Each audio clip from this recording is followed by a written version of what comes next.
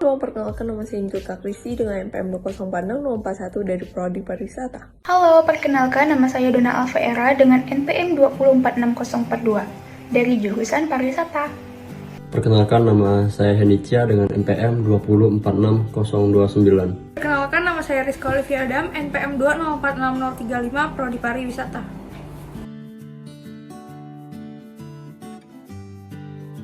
Pengertian hak asasi manusia adalah hak dasar yang dimiliki setiap manusia sejak lahir yang dianugerahi oleh Tuhan. Menurut Undang-Undang Nomor 39 Tahun 1999, hak asasi manusia merupakan seperangkat hak yang melekat pada hakikat dan keberadaan manusia.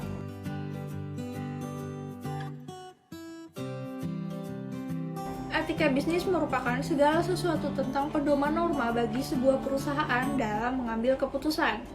Dalam etika bisnis, setiap kegiatan harus dalam keadaan wajar dan sesuai dengan norma dan etika yang berlaku. Etika sosial merupakan suatu keteraturan hidup yang dijalankan setiap orang atau suatu kelompok terkait dengan kehidupan kesehariannya, seperti lingkungan sosial yang ada di sekolah, masyarakat, dan keluarga, sehingga menjadikan hubungan sosial tersebut sesuai dengan visi misi yang diharapkan.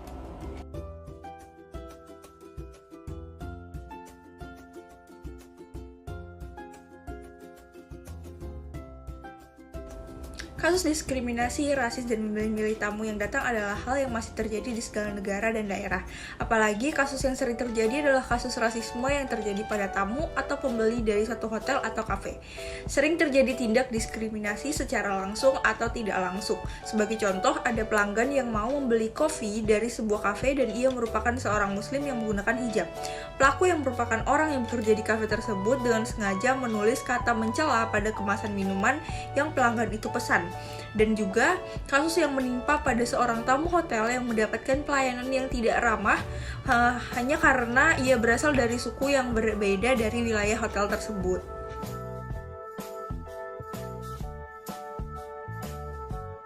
Bagaimana hak asasi ikut andil?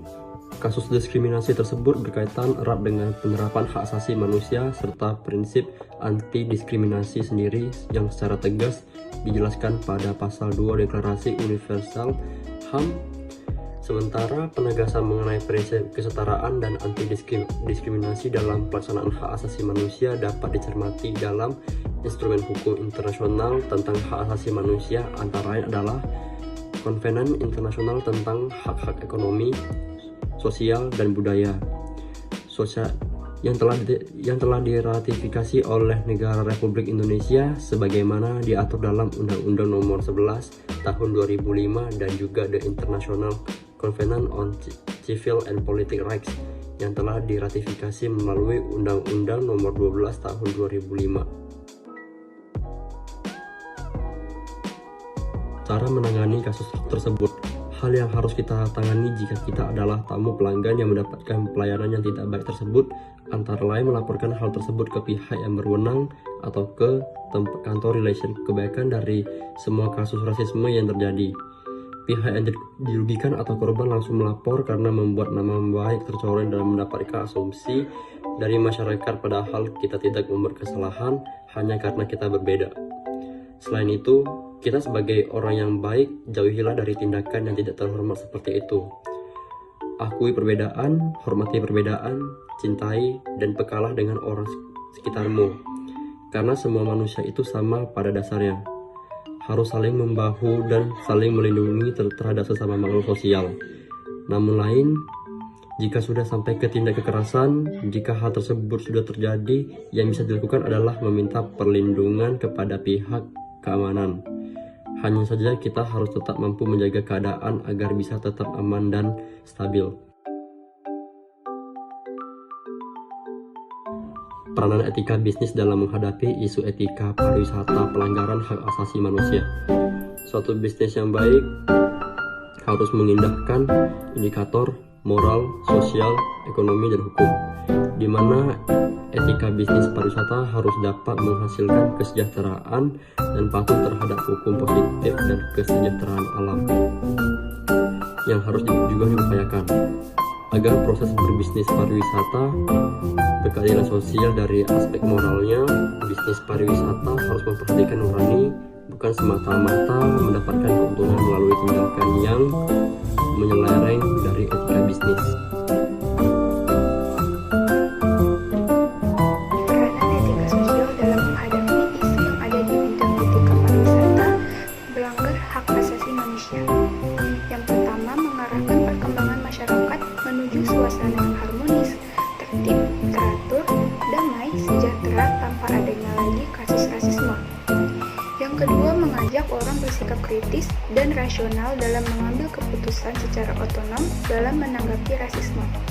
Yang ketiga, sebagai norma yang dianggap berlaku, diselidikinya apakah dasar suatu norma itu dan apakah dasar itu membenarkan ketaatan yang dituntut oleh norma itu terhadap norma yang dapat berlaku. Yang keempat, etika memberikan bekal kepada manusia untuk mengambil sikap yang rasional terhadap semua norma yang mengacu pada rasisme. Yang terakhir, untuk memiliki kedalaman sikap, untuk memiliki kemandirian, dan tanggung jawab terhadap masing-masing orang atas seluruh perbuatannya. Nah, sekarang kita masuk ke dalam 3 sifat yang harus dimiliki pemilik usaha berdasarkan SWOT personal dan personal analisis. Yang pertama, membuat daftar kelebihan atau kekuatan Anda dengan lengkap, termasuk ke dalam strength. Apa jenis kualifikasi profesionalitas atau sertifikasi yang membuat Anda lebih baik dari orang lain? Perlakuan dan peramah tamahan adalah dasarnya, di mana kita tetap menjaga image ramah kita terhadap tamu dan diharapkan dapat memanage segala urusan yang sedang terjadi. Apalagi seorang pemilik usaha, ia harus bisa beramah tamah kepada pengunjungnya agar mendapatkan nama yang baik dan pelanggan juga memiliki keinginan untuk datang kembali ke usaha Anda. Membahas mengenai strength, apa kelebihan yang dapat memberikan manfaat bagi suatu organisasi ataupun suatu usaha, juga memberikan pelayanan prima yang terbaik dan juga mendengarkan saran ataupun kritikan secara ramah dan juga terbuka akan membantu suatu usaha untuk terus meningkatkan kualitas dirinya. Selanjutnya untuk weakness, apa kebiasaan buruk yang masih sering dilakukan? Untuk seseorang yang bekerja di bidang pariwisata, hospitality ataupun pelayanan prima merupakan salah satu hal yang sangat penting.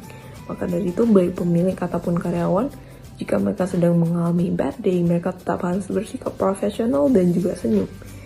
Maka dari itu, akan menghindari pertikaian ataupun perdebatan yang akan mencoreng nama baik perusahaan. As opportunities, para pemilik usaha dapat mengekspand usahanya ketika sudah mendapatkan profit ataupun keuntungan yang cukup. Lebih baiknya lagi ketika mereka bisa menguasai skill bahasa asing ataupun skill teknologi. Karena itu akan mempermudah mereka pada saat mereka ingin masuk ke pasar internasional. Yang terakhir, threat.